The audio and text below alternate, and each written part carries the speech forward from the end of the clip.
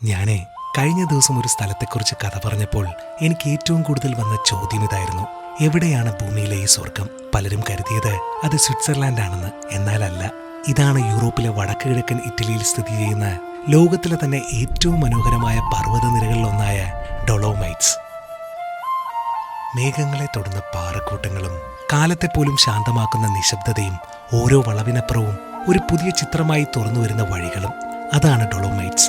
യൂറോപ്പിലേക്ക് വരുന്നു എന്ന് തീരുമാനിച്ച ദിവസം തന്നെ ഞങ്ങളുടെ ട്രാവൽ പാർട്ണറായ വൈൻ ട്രാവൽസിനോട് ഞാൻ ആദ്യം പറഞ്ഞൊരു കാര്യമുണ്ടായിരുന്നു: ഡൊളോമൈറ്റ്സിൽ എനിക്കും ചിന്നുവിനും കുറഞ്ഞത് 3 ദിവസമെങ്കിലും ജീവിക്കണം.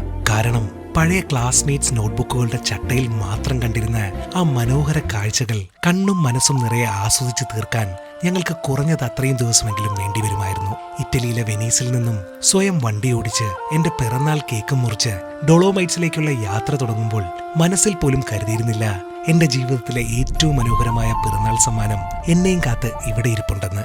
ഒരു കാര്യം ഞാൻ പറയാം: ഇത്രയുമൊക്കെ കണ്ടിട്ടും നിങ്ങളുടെ ബക്കറ്റ് ലിസ്റ്റിൽ ഡൊളോമൈറ്റ്സ് ഇല്ലെങ്കിൽ, അഥവാ ഇപ്പോഴും കൂട്ടിച്ചേർത്തിട്ടില്ലെങ്കിൽ, ആ ബക്കറ്റ് എടുത്ത് കളയുന്നതാണ് നല്ലത്.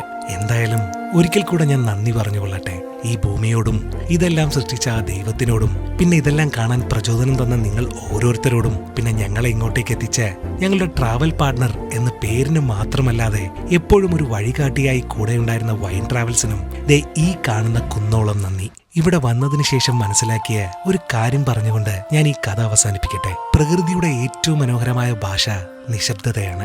ഒരു സംശയവും വേണ്ട. അപ്പോൾ അടുത്ത കഥയുമായി ഉടനെ തന്നെ വരാം. അഭിപ്രായങ്ങൾ രേഖപ്പെടുത്തുക, കൂടെ വിമർശനങ്ങളും. അപ്പോൾ എന്നാൽ അങ്ങനെ ആകട്ടെ.